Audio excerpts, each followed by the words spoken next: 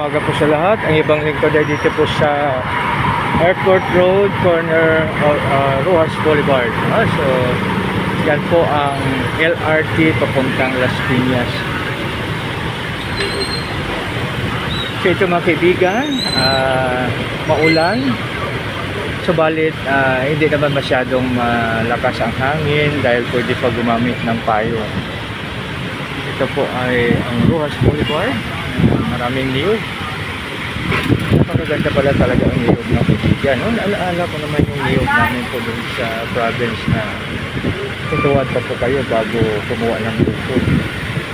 So dahil tawag sa kanya ay dwarf. Isang maganda mapagpala, mapagbiyay, mapagpipon. Umaga sa bawat isa. God bless you.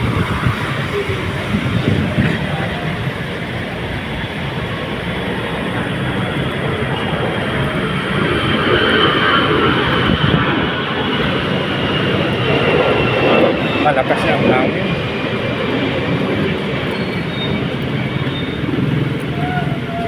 So, ito pa rin po ay ang Airport Road. Ito may magandang kahoy po mga kaibigan. Ito ay baliti. Baliti tree na medyo makapal po ang kanyang dahon. Ibig sabihin yung medyo malapad. Malapad ang dahon.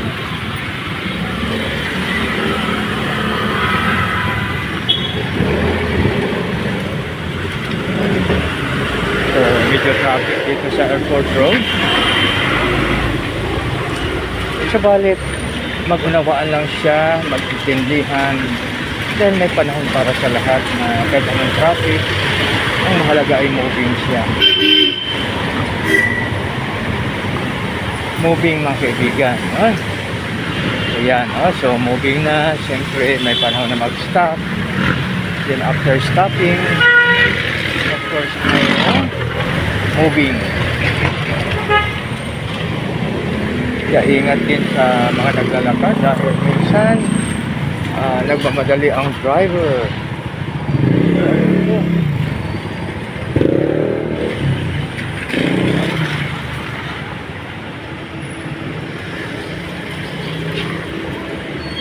Kaya dapat dadaan talaga sa side island. Airport Road mga kaibigan. Airport Road po ito. Ito ay farm business area na rin itong Airport Road. 24 hours ang operation ng mga, siyempre mayroong hotel po rito, may money changer.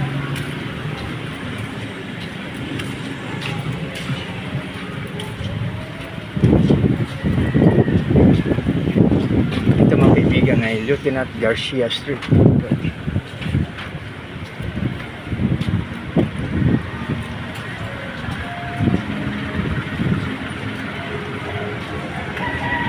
So medyo umano na yung ulan, medyo lumakas lang kasi po.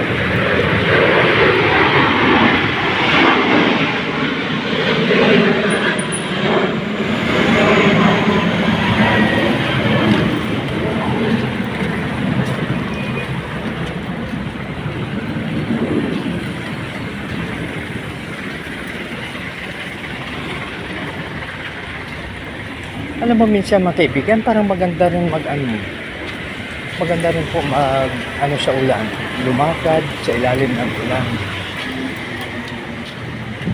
Di ba yung mga bata pa po tayo, pag umulan, lalo na pag sa province, naliligo po sa ulan. Ang saya, tapos laro pa. Laro sa ilalim ng ulan. Pagkaganda na mga kaibigan. Experience ko na yung mga ganun.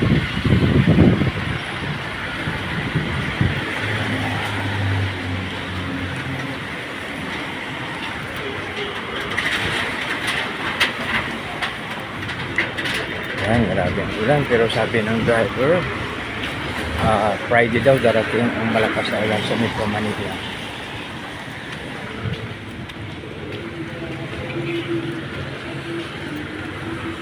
So dito mga kaibigan, ang Airport Road hanggang Tulay po.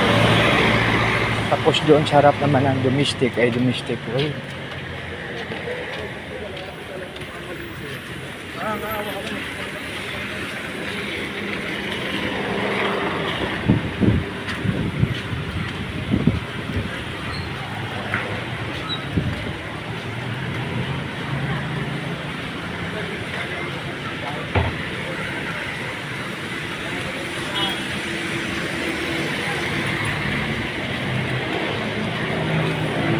Ito po mga kaibigan, ang Airport Road. Makikita na po natin ang Airport Bridge na naghahati sa Pasay at Parañaque.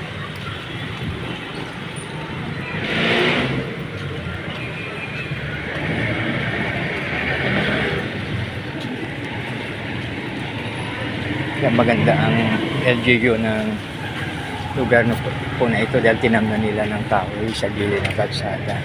Alam mo mga kaibigan, talagang napakaganda talaga pag mayroong tinatawag natin yun na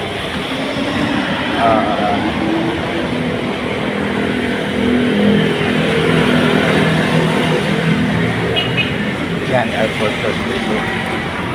So ngayon, ito po mga kaibigan ay ang Quirino.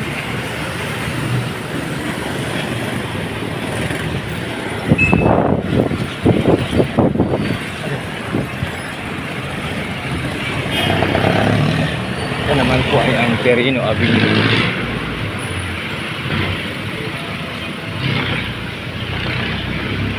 Quirino naman, tapos hanapin natin ang 17 de Marzo.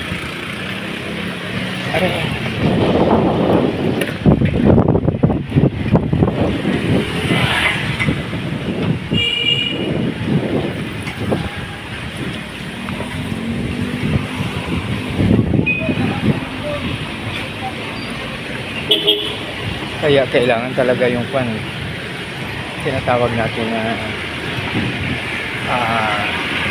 kaputi. Tinatawag na rainbow. Kasi malakas siya. Malakas na po ang rain, ang hangin.